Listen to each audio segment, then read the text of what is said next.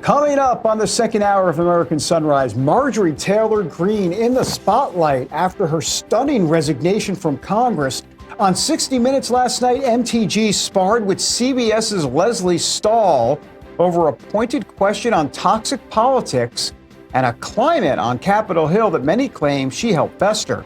Well, in moments, her response to that accusation. Plus, the end of Obamacare? Question mark? Republican lawmakers are rallying behind a free market alternative to the Affordable Care Act as subsidies are set to expire at the end of the year, and that deadline is rapidly approaching. We're going to have insight that you will definitely want to hear. And later, gearing up for phase 2, the Israeli prime minister says he will be meeting with President Trump at the end of the month as the second phase of Trump's Gaza plan is set to go into effect soon. We're going to have analysis in just a moment. So much more as the second hour of American Sunrise starts right now. Good morning, America. Welcome to American Sunrise. Whether it's culture, We have breaking news to share with you. politics, President Trump is joining us live now from Florida. we've got you covered. This is what it looks like to be a patriot. We have to protect the American family. The American dream is still alive. I'm David Brody. I'm Terrence. And I'm Dr. Gina.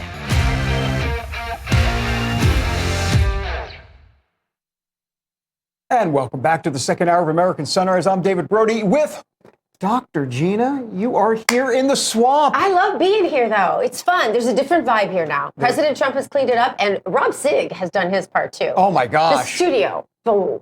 Wow. Fabulous. Yes. Can I say fabulous? That sounds a little weird. Yeah, a little weird. But right. I mean, our Palm Beach studio is beautiful, too. And Terrence Bates in our Denver newsroom, the OG newsroom. That's right. Who is also fabulous. Fabulous. Hello to He you. is fabulous.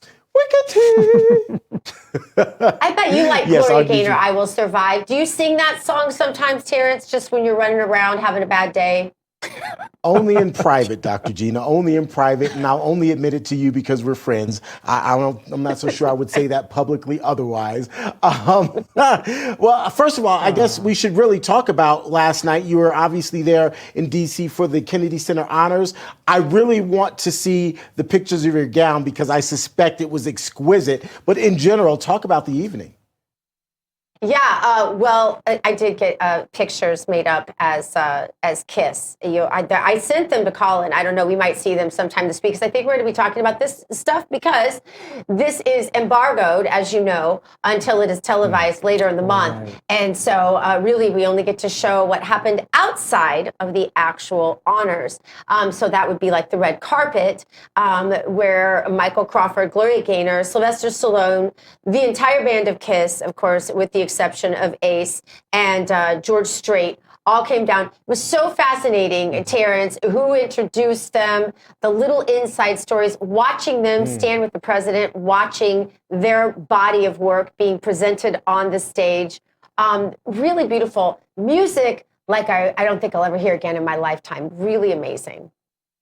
I love it. I'm glad you had that opportunity. Go ahead, David. I'm sorry I interrupted you. No, I just was mesmerized by all of the people there, Gina. Seriously.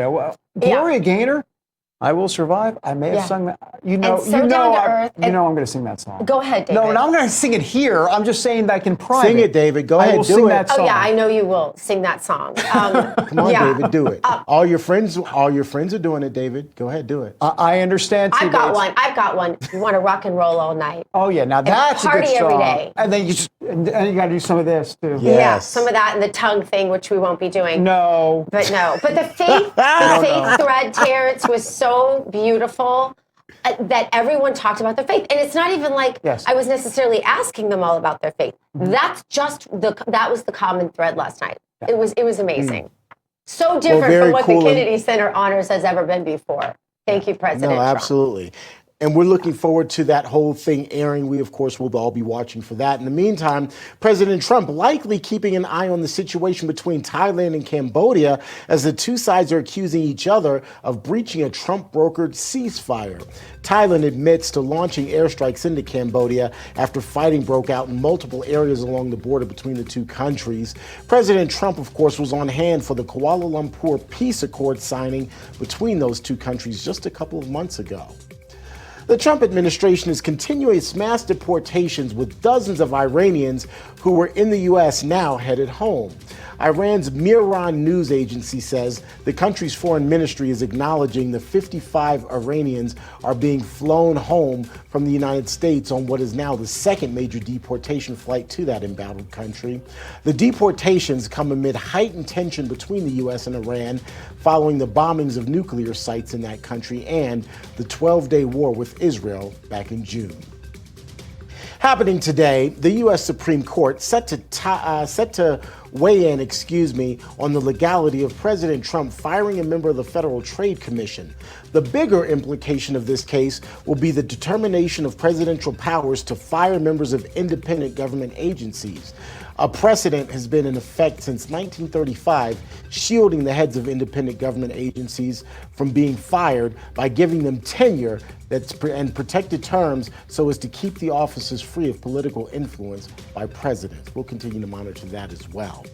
Now, let's get a quick check of your forecast. WeatherNation meteorologist Tracy Anthony joining us from West Palm with the very latest. We're also going to put up the QR code for you to join WeatherNation here and get all the information and have WeatherNation information at your fingertips. There it is right there. Tracy, good morning. I know you've got some hometown forecasts for us. Yeah, and you guys are keeping me on my toes this morning, just chatting with everybody. Binghamton, New York. This is sent in from G-Man with Plan on Getter. So these are the platforms that we stream live. We want you to join the conversation. So for his hometown forecast, you're very chilly this morning. It's going to be another cold overnight with wind chill values sub-zero. But look at this. It is going to be a cool and snowy week ahead. So even some lake effect snow in the forecast. By next weekend, you can see 3-4 days of snow. So bundle up in New York. Now we've got one more. This is Apple Valley, Minnesota. These are my old stomping grounds around the Twin Cities. We will have kind of a rain-snow mix with a clipper system that rolls through on Tuesday. And then look at this, our temperatures are going to plummet. So by this weekend, we're talking overnight temperatures 11 below, and that wind chill is going to be even colder. So we're talking wind chill values close to 20, 25 below. So definitely a little too chilly for me. That's why I moved down to Florida. But we have widespread winter storm watches that are in place and high wind advisories. So these clipper systems, they move through very quickly across the northern tier of the country. And they continue to move quick, bring a little bit of snow, but kind of reinforce the cold temperatures that are in place. So, Terrence, it looks like Old Man Winter is here to stick around for most of us across the central and the eastern U.S. All right, Tracy, thanks so much. We'll check in with you tomorrow. Mm-hmm. All right, folks, let's get you over to David Brody now. David and Dr. Gina hanging out in D.C. Good morning, you two. Just hanging out. That's all we're doing, just hanging out in the cold. That's right. Chilling. We're literally chilling. Okay, outgoing Congresswoman Marjorie Taylor Greene was on 60 Minutes last night. Did I just actually read that off prompter? 60 Minutes? Did. Oh, my God. And her response to Lesley Stahl's question about toxicity in politics is getting quite the reaction today. Take a look at this. It's the most toxic political culture, and it's not helping the American people. But you contributed to that. You were out there pounding, insulting people. Lesley, you've contributed to it as well with your own program. Yes, you're accusatory, just like you did just then. I know you're accusing me, but I'm smiling. You're accusing me. I am accusing But we you. don't have to accuse one another. And it went on from there. Joining us with reactions, the host of America's Voice Live and the Steve Gruber Show. That would be who, Gina? It would be Steve Gruber. We're feeling groovy this morning, Steve. You are feeling groovy. Steve, did you feel groovy after watching some of those clips on 60 Minutes? That was kind of like a yikes. She's on with Lesley Stahl. What universe am I living in right about now? Mm-hmm. Who would do 60 Minutes these days? I mean, that's the real question. Who would do it? I mean, they're not to be trusted. This is not the 60 Minutes of your mom and dad, that's for sure. Anyhow. So why did she do it, A lot Steve? Why did she do it then? Look, she was asked. It's a big platform, try to explain herself. Look, when you quit Congress, a lot of questions about it. Politics is an ugly business. That's not a headline. Politics gets personal. That's not a headline. I might agree with a lot of what she says, and I do. I like Marjorie.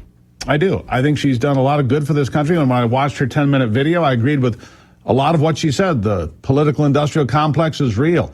It is a toxic environment. I get all that. But you don't quit. You campaign for the job. You campaigned for the job and told the people you're going to go there and do a job for them, and then you quit. I don't like that. I don't like when Mark Green quit in Tennessee here recently. We just had a special election last week to fill that seat. And my understanding is, and I'd have to do a little bit of research here, but if she moved her resignation back by about 30 days into February or early March, it would save the state of Georgia millions of dollars, I'm told, because of the way the special election laws work in that state. Why wouldn't you do that? If you care about financial responsibility and taking care of your constituents, why wouldn't you save them the money? That's a question. It's outstanding. I don't know the answer to that. But look, I don't like I like what she says. I like a lot of what she said in the video. I don't like the walking away part. That doesn't sit well with me, and I've told people that, and I'll tell you that. I don't like that at all.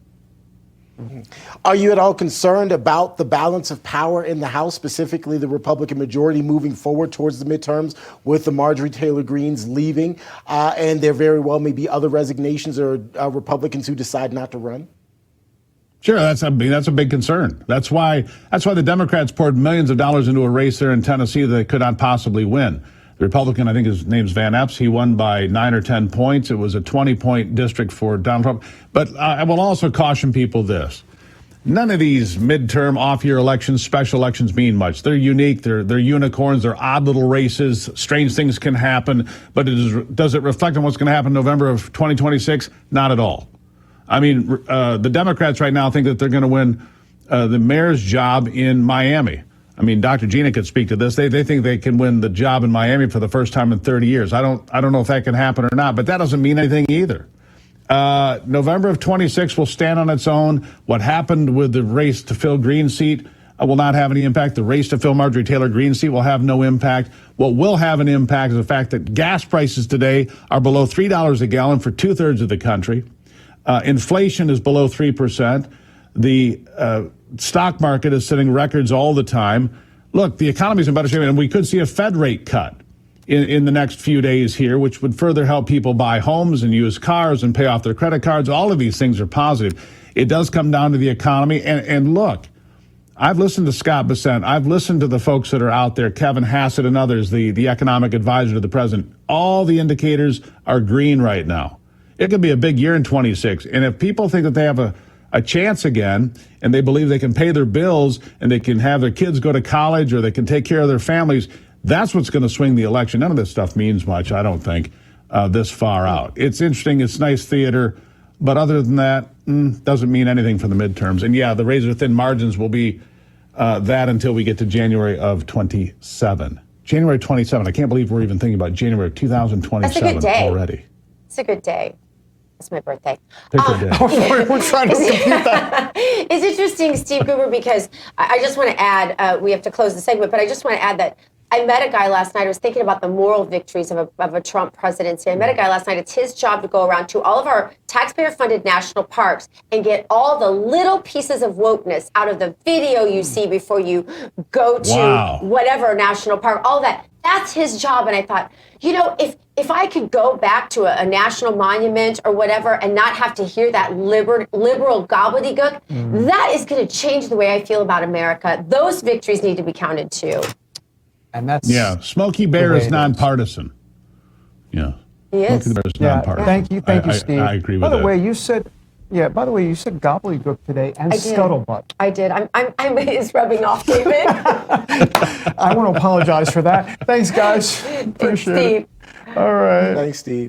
Coming up, I don't know what's coming. No, I know what's coming up. A Somali illegal immigrant with a history of fraud now arrested after being photographed getting cozy with top Minnesota Democrats We're going to have the dirty details, and they are dirty, next on American Sunrise.